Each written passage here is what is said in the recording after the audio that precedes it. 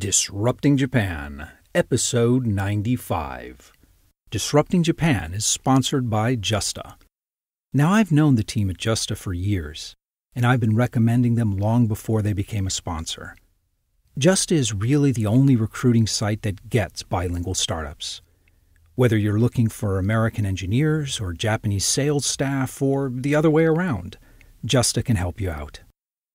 Unlike recruiting companies, they are priced to be very startup-friendly, and unlike job boards, they're an active part of the startup community here, and they're trusted by some of the best talent Japan has to offer. So drop by justa.io and see what they're about. Welcome to Disrupting Japan, straight talk from Japan's most successful entrepreneurs. I'm Tim Romero, and thanks for joining me. Work is about to get a whole lot harder for doctors in Japan. Japan's rapidly aging population, combined with the pressure to decrease costs in the National Health Insurance Program, means that doctors and, well, all parts of Japan's healthcare industry are going to have to do a lot more with a lot less. Of course, disruptive innovation in healthcare is rare, and frankly, that's a good thing. Most advances in healthcare are steady, if unpredictable, incremental innovation, and we're going to be looking at one of those today. Japan's pharmaceutical companies are under pressure not just from the drugs going off patent, but the Japanese government's plans to drastically increase the percentage of generic drugs being prescribed by Japanese doctors. This means a lot less money flowing to pharma, and Japanese pharma companies are scrambling to cut costs and remain competitive. Marty Roberts saw a startup opportunity here, and he founded enTouch, which provides what the industry calls remote detailing services. Now, this basically means explaining drugs to doctors online rather than face-to-face meetings, but as you might expect, there's a lot more to it than that. And Marty soon discovered that it required a very specific Japanese twist to make this technology work here in Japan. Marty also provides some very sober advice for you if you're thinking of leaving a large company position to start your own startup. But Marty tells this story much better than I can. So let's hear from our sponsor and get right to the interview. Some of Japan's largest companies are starting open innovation programs and actively reaching out to global startups.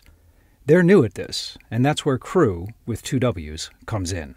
Crew runs corporate startup accelerators for companies like Toyota and Panasonic and dozens more, and these programs are one of the best ways to jumpstart your business in Japan.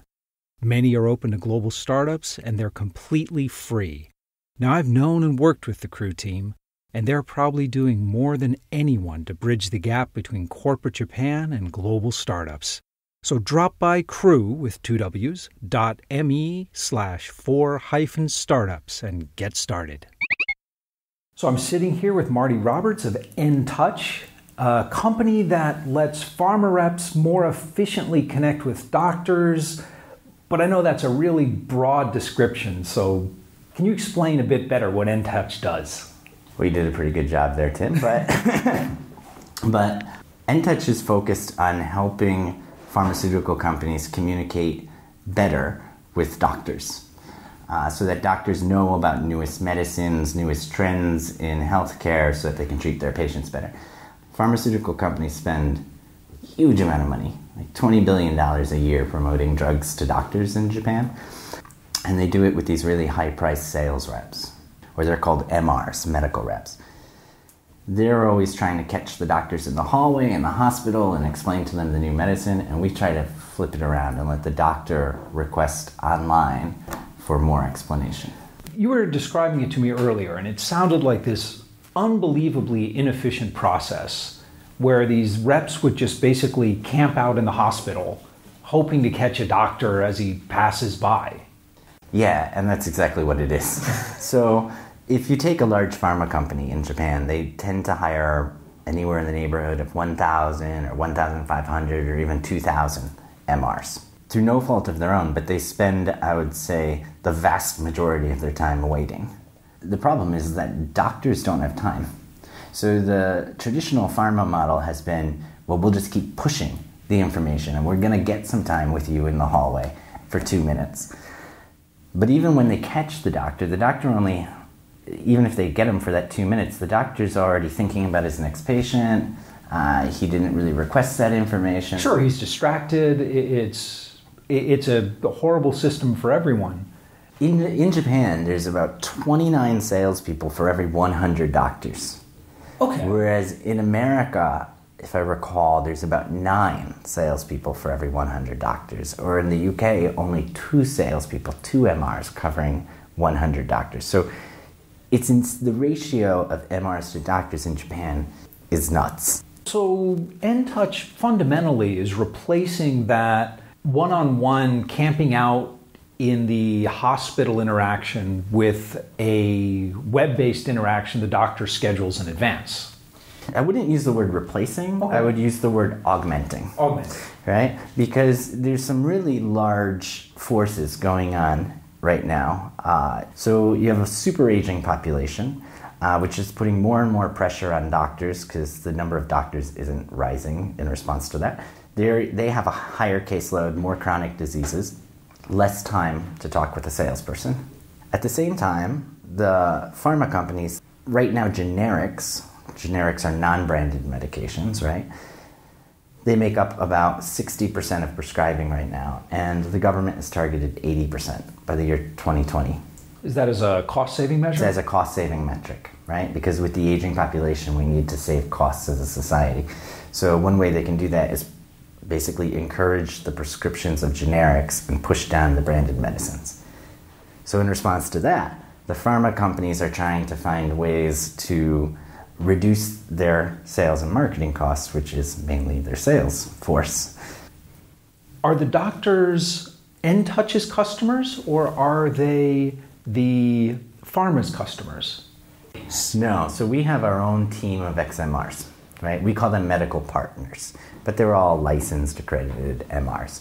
I mentioned before that pharma is basically offering early retirement packages. So I reached out to some recruiters I knew who helped me at my old company and said, hey, can you find some of these guys so I can interview them or ask them these questions? And basically what we ended up finding was that the people taking early retirement packages, there was 2 groups. There was the guys very close to retirement age anyways, so they get 2-3 years salary to walk away. I mean, I would do it too. And those guys are awesome because they know all the doctors, they know all the secretaries, they know everyone's schedule. And then the other group were the late 20s, early to mid 30s females who left, MRs who left to have a child. And given the way that the culture of working as a MR in Japan, it's very difficult for those female MRs to return back full time because they have childcare considerations, etc. So that's really who we targeted to bring in. Well, actually, listen, before we dig too much into the details of the company and the market, let's back up a bit and talk about you a little bit. So you've actually got quite a bit of history in this industry. You've got a PhD in clinical psychology, and you were president and representative director of Sejidim here in Japan. That company did market research and relationship management for pharma as well, right? Right. So it's actually a bit of a strange story. So when I was finishing my doctorate, I started working at Forest Laboratories, a pharma company, in their market research division. And I was quickly headhunted away by a French company called Sejidim to build their patient data business in the United States. So to take patient data records and build intelligence out of it that could help pharmaceutical companies better target their drugs. It was a French company, so the boss would be flying in from Paris. I lived in Brooklyn. He would be staying in Manhattan. Our office was in New Jersey, so I would drive in my little car and pick him up every morning when he was in the US and take him to the office and drop him back off. So we became really good friends. Talked a lot about video games. And at one point he's just like, what do you want to do? And I had been living in New York City then for 12 years. And I was like, I just want to get the hell out of New York. Really? I love New York City. It's a great place, but man, after a while, I gotta go try something new. Okay, right? okay. And, well, I can see that, yeah. So he says, what do you want to do? And I said, I don't know, I want to move. He says, where? I said, I didn't know. I gave him a list of countries. I was like, I'll go to France, I'll go to Germany, I'll go to India, I'll go to Japan, He was like, Japan. And that was basically settled. I need someone in Japan? He was like, I need someone in Japan, you'll go. So sold everything and took 2 bags and got on a plane to come to Japan. And then at the Japan office, he wanted me to do similar things. So we started running patient data business. Then I was running their market research company, and then they also asked me to run a publishing company alongside, and then after a while they asked me to also run their software company, and the software was all focused on Salesforce automation software for medical reps. But when I was overseeing both businesses, I saw the data coming in from the Salesforce automation software. So what the MRs said, how many visits they had, what they talked to the doctor about, how impactful they thought that sales call was. And then on the other side, on the market research side, we had a panel of doctors who were reporting in who actually visited them, what they remember the person saying, how impactful the sales call was. So you're seeing this massive inefficiency in the market. Amazing. It was amazing. And when I started looking at the price tags of how much pharma was investing on it, I was thinking that there's got to be a better way. So I started looking around at models throughout the world. Like we saw people doing market research on smartphones with doctors, so we basically copied it to be the first in Japan. Or we saw a few different things like that. We quickly copied it in Japan. But here, looking at this opportunity, it was really unique because we know that the entire and digitalization of healthcare will be the end result, right? But humans will never be totally out of the mix. And if you think about Japan, usually Japan's 10, 15, 20 years behind what else is going on in the world. So I sort of looked back at what was going on about 10 years ago in the US, and remote detailing was perfect. You realize that the US and then Europe went through something very similar to what Japan's going through today. About 15 or so years ago, the US had humongous armies of MRs, of these sales reps. I mean, just ridiculous amounts. And then as the big blockbuster drugs, like Lipitor and all of those huge drugs started going off a patent, they couldn't afford the sales reps anymore. So it was quite easy in the US. They just basically fired half of the sales forces and it dropped down over the next couple of years. Then you saw the same thing happening in Europe. Things were going off patent. There was more pressure on containing costs, increasing use of generics, and you saw the MRs plummet. So were they also introducing this kind of technology where it's a Skype call and a remote presentation? Was this happening simultaneously in the US with these staff cuts? Yeah, so companies were noticing that. Even startup companies started playing in that space. They were just software providers trying to enable the existing MRs to connect electronically online, like through a face. We also started looking at that in my previous company at Sejidim about bringing that software to Japan. We actually acquired one of those companies I was looking at and localized their software and started shopping it around. But I quickly realized that software itself wouldn't be enough. If you look at what's going on in the Japanese market in changing a system, you can't just say, we bought this new software, everyone use it from Thursday. Now, this is something I've seen a number of foreign software companies run smack into in Japan. But in this case, it seems like you were bringing in software that met the needs at a technical level because you've edited it. The industry itself was ripe for this change. Right. There was general interest among the potential clients to have this software. So what wasn't enough? Why didn't it take off in Japan? No one would want to use it. So like if you're an MR, you probably took that job because you like freedom. You like having this doctor be your customer, you drive to him or her, you sort of control, you're your own manager, right? If you start sitting behind a computer all day, it's quite a different job. It's quite a different personality profile. It's also a very different skill set. To sell face-to-face and to sell online requires greatly different skills. Yeah, I could see that. Yeah, because face-to-face, you can read the person, you can see what's going on. You're only probably going to interact for 2 minutes, whereas an online call, if you and the doctor have set aside time, you have 25, 30 minutes you're going to talk with one another, so you have to be super well prepared. In our software that we're using, you do not see the doctor's face, so you need to be able to guide the conversation to make sure that he or she is still paying attention to the slides, that it's very interactive.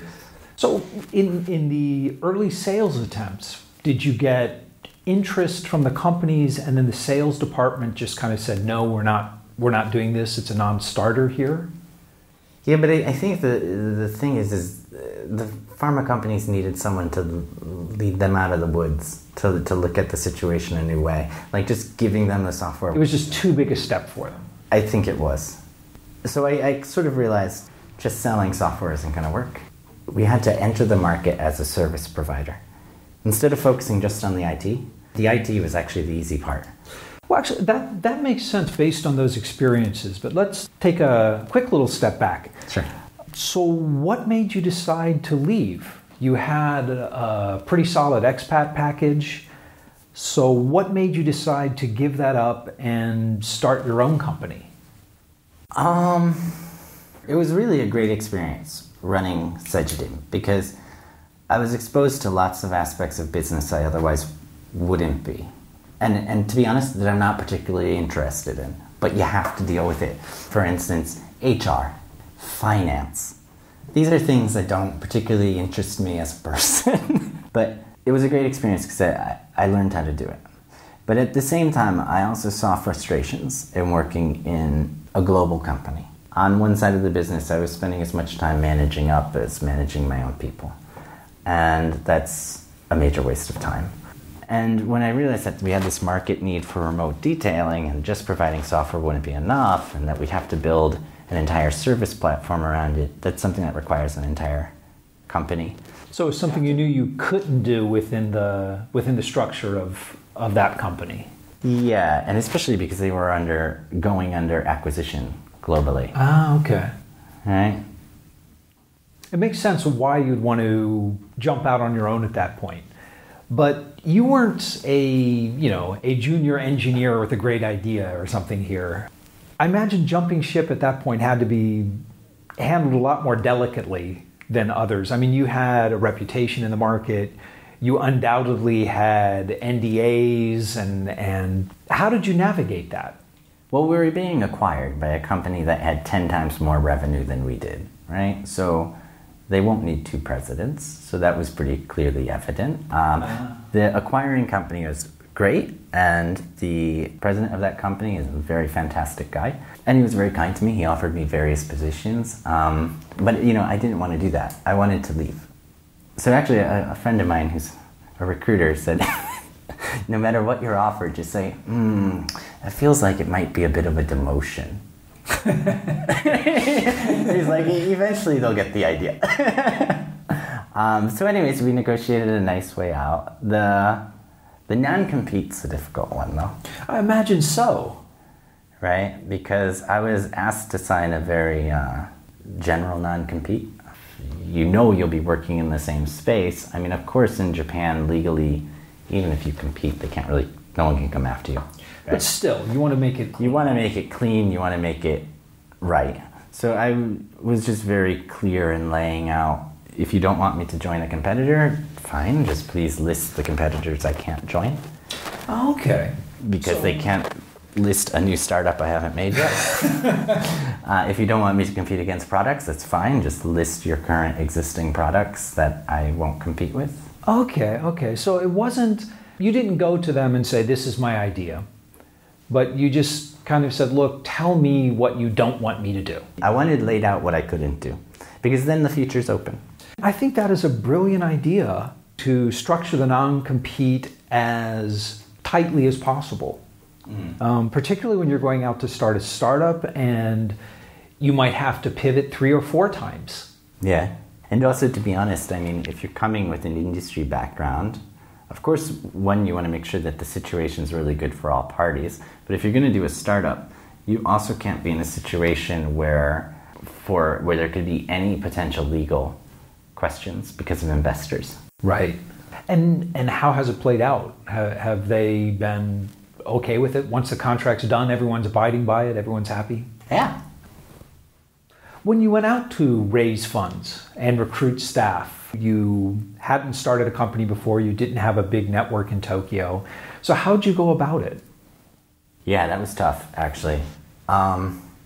Because while I had personally, and with great staff and great partners, launched products in Japan, I hadn't launched a company.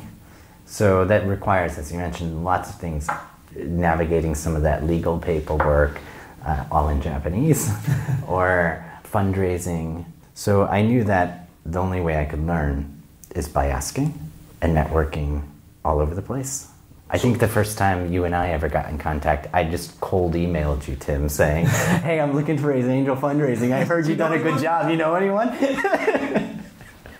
So it really was just attending lots of events, sending out lots of cold emails, and that's how you got started? Yeah. But also, what you realize is that one person leads to a second, leads to a third, leads to a fourth, and that's the whole network. Well, I think Tokyo, I've always described Tokyo as the world's biggest small town. Certainly within the foreign community, everybody seems to be no more than 1 or 2 steps removed from everybody else. Right. Like, for instance, a good example was an enTouch investor too, Rob Noodleman, but he was invested into my other friend, David's company. Like, I asked David that I was looking for someone to help me on some financial documents. David told me to ask Rob. Rob introduced me to this fantastic finance freelancer named Kimura-san. I explained to Kimura-san, man, I need money. It's so hard to raise money. She's like, oh, well, the Japanese government offers this, this, and this. Do you think you qualify? And I looked at one of them and I started thinking about, like, our entire labor model is basically hiring people who otherwise wouldn't be employed, right? Oh, okay. So yeah, the Japanese government offers a lot of packages for companies that might employ people in remote areas, in rural areas. Exactly, or different age brackets, right? So if we're taking people who are close to retirement age but not at retirement age, let's be honest, no company in Japan is going to hire that guy again, right?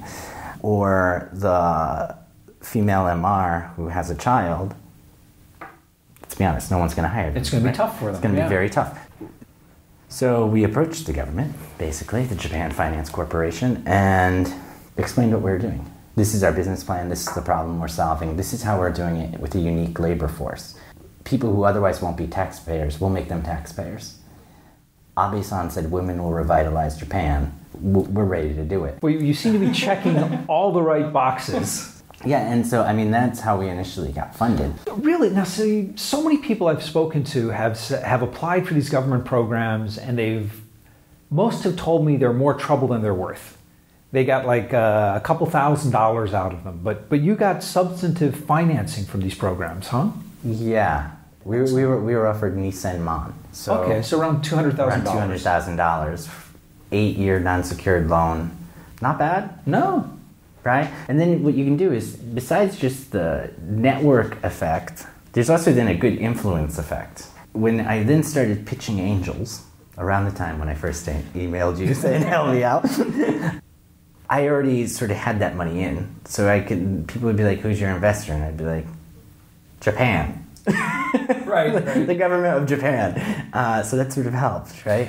I think more importantly, you also had clients who had already expressed interest and had validated this product. Right. So, of course, before trying to, there's no point raising money to make something that no one wants, right? So, well, a lot of people do. So our first strategy was find out if the idea will fly. If customers, the ones who make the decisions, basically pharmaceutical companies, presidents, VPs, bucho level, if these people, would they buy? And the response is really positive. Right? Of course, there was a lot of, we don't know how to do it, and to be honest, our response is, yeah, neither do we yet. But you can't say that. But we'll figure it out. Yeah, so we definitely validated the idea. And then once we started raising the money, we took that to sort of create the most minimum viable product. Because my concern wasn't that our idea was wrong. My concern was our timing was wrong. Maybe remote detailing is the perfect idea that would solve the problems of doctors and pharmaceutical companies and the problem of out-of-work MRs, but maybe it won't work for another 2 years. So if I take like my $500,000 of financing and pour it into all these IT systems, you'll burn through that really quick. I'm gone. So we basically started with a very off-the-shelf, using different SaaS-based systems that we could put together under an enTouch name, so we could be flexible, so that when we received requests from clients, we could turn on and off features, we could change things, we could find out what people wanted. And then it's after being in business now for a year plus, we've realized kind of what we need. And so now it's more the time to actually rebuild. enTouch isn't the first company to think of this. Other companies around the world have launched similar products like you were talking about. So how do you defend this market long term? After you do all the hard work of validating the process and proving that doctors like it and it's simple to train reps to use this, how do you prevent other companies from coming in and selling the system to pharma, then just get their own reps using it? Well, a couple of things. One, it's not easy for a tech company to just come in and try to replicate it, because you'll remember we're sort of entering as a service company that's morphing over time into a tech company rather than vice versa. So you have to be able to understand the market and set up the whole services, which in and of itself is quite difficult. Also, we came with an advantage of having all of the pharma customers were customers of my previous company. So we had a lot of sales advantage to move in first. Beyond that, of course, there's high switching cost to develop a program together with a pharmaceutical company. I mean, first there's a lot of internal consensus building that needs to be done at the customer level. Then there's going to take 2 or 3 months to work together to get the project. I think that's true with any company coming into the market. But are there unique aspects of the way pharmaceuticals are sold in Japan that require a unique approach? Great question, Tim. And there's actually almost 2 parts to that, right? So you have domestic sort of competition and then foreign competition entering the market. The foreign competition is actually good because we can always use overseas examples coming from them and say, oh, why don't we have this in Japan? And sort of use their success stories as our marketing material. Sure, it proves the concept. Right, it proves the concept. And that really, especially in the beginning when we didn't have customers, when we didn't have a team, when it was just basically me and a PowerPoint, that helped a lot. And at the end of the day, when they do want to enter Japan, Japan is one opaque market. A lot of times it's easier to buy your way in than try to force your way in. So I don't mind having the foreign competition. The local competition, while there's other providers in the market providing online education to doctors, they're doing it differently. They're doing just digital marketing, like watch this video or read this article. They're not positioning themselves as providing high informational content discussion with an expert. So it's not consultative. It's not consultative, right? And the way I think about it is if you're a doctor, when you're making a prescribing decision, that's really important. Take something even less important. Like let's say I wanted to buy a really nice car. I want to buy a Ferrari. I'm going to look at all the videos I can. I'm going to read everything I can online, but I'm going to go talk to someone at the dealership who can answer all of my questions before I decide to open my checkbook, right? I think it's the same thing for a doctor. So that's the way we're trying to position ourselves. But you raised another point of what about internal competitors? By that I mean a pharmaceutical company who says, oh, we want to do this, but we want to do this ourselves. And that really is, competitor is the wrong word because they're also our customers, right? But that really is the biggest threat to the enTouch model. Because the enTouch model is based upon syndication. For instance, we do this project for company A that gives us learnings that we can apply to company B, that gives us data on physician interactions we can apply to company C, and then we take company C and apply it to company A, and we just make the whole environment better for everyone. Whereas if the companies try to do it siloed, it's tough. They always have to reinvent the wheel, right? They have to try to hire the right people who could set up a program like this. Then a lot of times what they do, in fact, right before I started, the IT director of a major pharmaceutical company told me what they were doing. And at the time, he didn't know about enTouch, and he was like, we have these reps, we've just equipped them to talk online with doctors, and the proof of concept is great, but it's not economically feasible. Now I have the same high-priced MR, but now sitting in an office less satisfied, have to pay their overhead, have to pay training, have to do this IT investment. Why can't there be a syndicated service? And I sort of told him, let me get back to you on that. Give me a couple more months. I'll come back to you on that one. So you think it'll always make more economic sense for them to outsource that function? Yeah, and especially because of, there's a couple of difficulties for pharma to face. So the first one is this macroeconomic thing that I mentioned before. Increasing generics means that the pharma companies are trying to decrease their number of medical reps. They need flexibility, right? We might need an information campaign for the next 6 to 12 months, but I don't want to hire 10 new people to do it. So it makes sense to outsource. Traditionally, you would outsource to a contract sales organization where they carry your Meishi and they go pretend that they're you. What it doesn't solve the problem, the major problem, is how do you contact with the doctor? So if you hire someone from another company to run around for 12 hours a day to try to catch them in the hallways, they're not going to be any more successful than the guys you already hired. Our whole approach is different, of course, where the doctor selects the time. Although if the pharma companies ever decided to take this in-house, you could just shift your business model to a software business. Yeah, so there's different ways we can do it. In fact, we have to some extent done that with different clients. So we had one who had some internal capabilities already. Makes sense. You've got to be flexible. So is this something that can work outside Japan? Do you have global ambitions?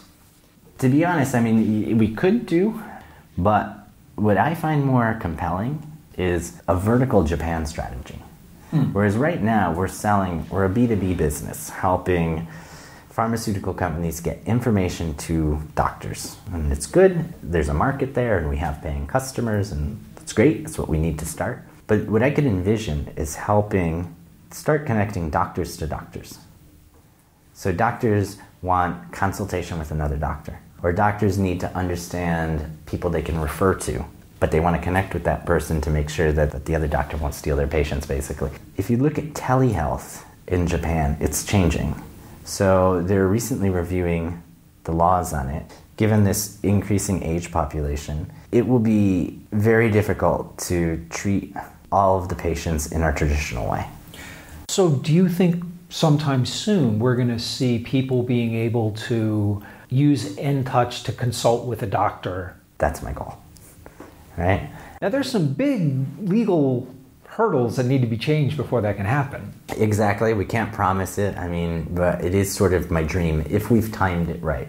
So if we can get doctors first familiar with the platform, with our brand, with what we're providing to them, they see value through their discussions with pharmaceutical companies, then discussions amongst themselves, which if you think about it, having a peer-to-peer network is the way to really build confidence, and then help be the platform to bring them to patients. That would be my ideal. If you manage to build the social network for doctors, even if you can't monetize that right away, eventually that's going to be incredibly valuable. Yeah, I gotta be honest here, it's still a dream. There's so many unknowns. Like I said, there's a lot of laws that need to be changed, but I think you're right. There is tremendous social and economic pressure to get those laws changed. Right. And technology is advancing so fast that a lot of doctors' consultations could be done over Skype or similar products. Exactly. But even in smaller steps, we've been talking about pharma, but it seems like this would be an ideal system for medical devices, for, all kinds of high information sales that are made to doctors and hospitals. Yeah. In fact, our first customer was a medical device company. Oh. So we can definitely apply it to medical device, and we actually have a few more medical device manufacturers in our pipeline. I agree with you. It could also potentially go across industries. Things like in the financial sector, where you really do need to have a personal conversation. But even before the laws are changed, you're building up a tremendously valuable set of data, thousands upon thousands of interactions with doctors, and what is likely to trigger a buying decision, which hospitals and which areas are most interested in what kind of drugs and what kind of procedures and what kind of devices. seems very valuable and something that only you would have. You figured out the exit strategy. Yeah, absolutely. Because what we're doing is we're collecting an enormous amount of data on each interaction. We know when does the doctor prefer to connect online. We know what topics is that specific doctor interested in. We know where is that doctor located within the hierarchy of the organization, in the buying process, in that hospital or institution. We're building predictive algorithms so that we can eventually be, when we have a new client saying, we want to market this blood pressure drug. Well, we already know which doctors are most responsive to that messaging. We already know what time of the day that doctor should be contacted. We already know what profile of the person should sell to him. So yeah, we're totally based on the data, which is not surprising given that half of the core team were all coming from pharmaceutical data industry. Excellent. Let's talk a bit about Japan in general. Sure. And starting a company here. You went from an expat package to starting your own startup, which business culture-wise is about as big as a jump as you can do. Yeah. So looking back on the past 2 years, what was the biggest surprise? For good, one really pleasant thing I've realized, I'm married, I have 2 kids. They're still young, they're 6 and 4 right now, so they were much younger when I started. And I've always sort of been a bit of a workaholic. I'm always I know the working, feeling. Working crazy hours. But the nice thing about starting my own company was I was free from the clock. There was no almost distinction between life and work. I don't know if this makes sense. It does. 9 to 5. It was sort of I'll go drop my kid off at school, but then I need to stop at the coffee shop because I need to work on this, and I promised I'd get this email to this customer by then, and then... I know exactly what you mean. It's not really work-life balance exactly. It's like this work-life flow. Exactly. Yeah. Where somehow you're getting everything done in both your work life and your personal life. You have absolutely no other time at all, but somehow it doesn't bother you. Right. Yeah. That's sort of been very good.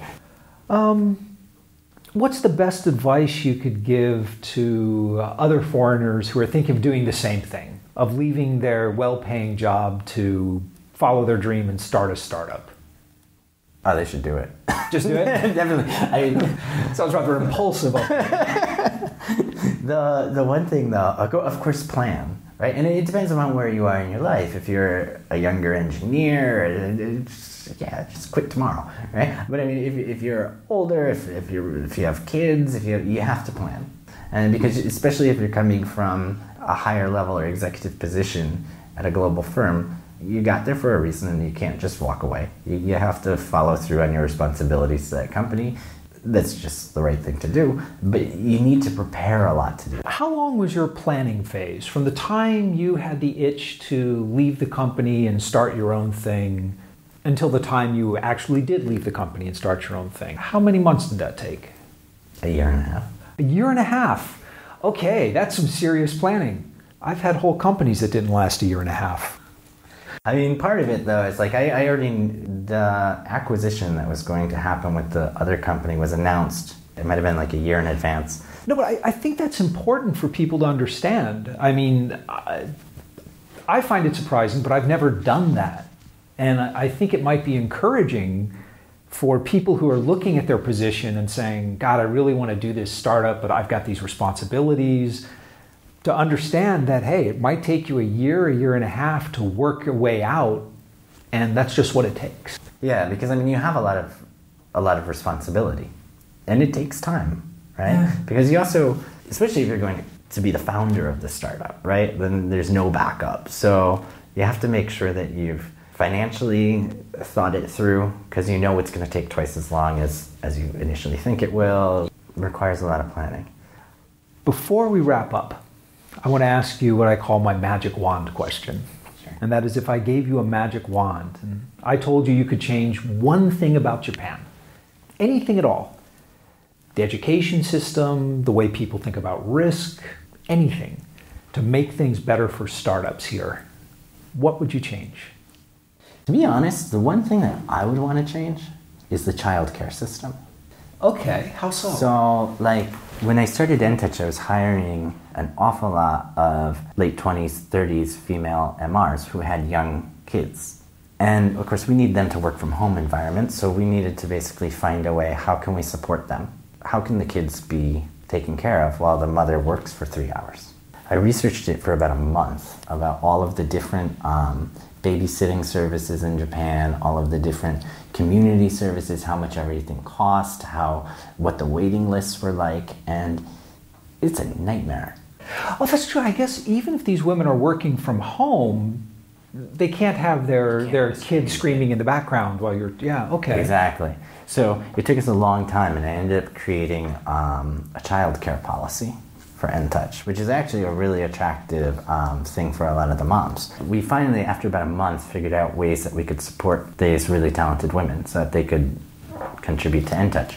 So I really think somewhere I'm itching to try to solve that problem on a larger scale. But if you as a little underfunded startup can do this, I mean large companies can, what kind of things did you do? Did you just give them an allowance for daycare, or how did you? Yeah, of course we ended up with, of course, an allowance and also support in finding the best childcare match for them.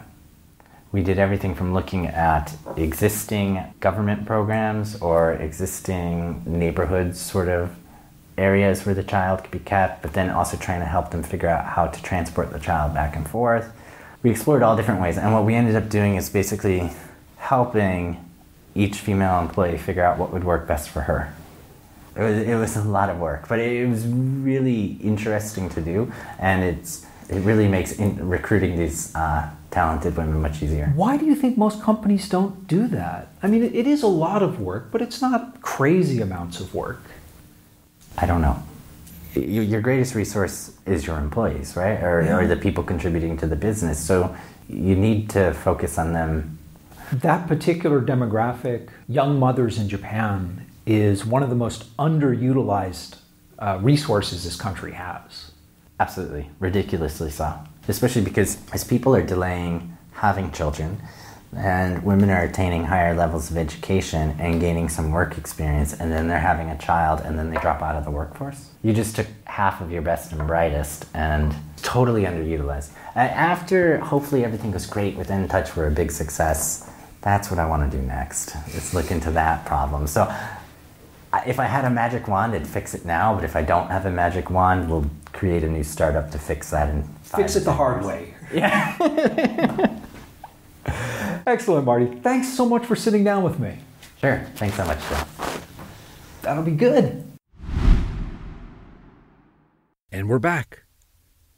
It's interesting how many founders we talk to point out that Japan tends to adopt innovative technology 3 to 5 years behind the U.S. Or, in pharma's case, that seems to have been delayed to 10 or 15 years, but the point still stands. Japanese industry does tend to wait until a technology has proven itself overseas. However, as Marty discovered, you can't just bring the technology to Japan and expect it to sell. It will often have to be packaged differently, positioned differently, or, in enTouch's case, bundled with a set of services that are unneeded in the U.S., but which Japanese customers demand. And another point, and it's a subtle one that we kind of glossed over during the interview. We need to look at why there is so much resistance to remote detailing among the medical reps. We technologists tend to dismiss this kind of opposition as an unwillingness to learn new technologies or as a irrational resistance to change. In this case, however, and in fact, in most cases, it's a perfectly rational resistance to change. So in this case, the skills and the personality required to sell face-to-face are very different from the skills and personality required to sell online. The reps knew this. They knew that they would be less effective with this new technology. Marty, however, rather than dismissing the reps' concerns, built his company around them and hired and trained people who were skilled in delivering information with these new tools. As enTouch grows and the industry becomes more accustomed to these tools, he might shift away from that model and focus on the software and the data. But the strategy has enabled him to quickly sign up new clients and become the clear leader in this market. If you'd like to talk to me or Marty, we'd love to hear from you. So come by disruptingjapan.com/show095. And when you come to the site, you'll find all the links and notes that Marty and I talked about and much, much more in the resources section of the post. And by the way, please connect with Disrupting Japan on Twitter, Facebook, or even drop by our LinkedIn group. I'd love to hear from you, and we have a lot more information about Japanese startups and innovation on the social site and our main Disrupting Japan site as well. But most of all, thanks for listening. And thank you for letting people interested in Japanese startups know about the show. I'm Tim Romero, and thanks for listening to Disrupting Japan.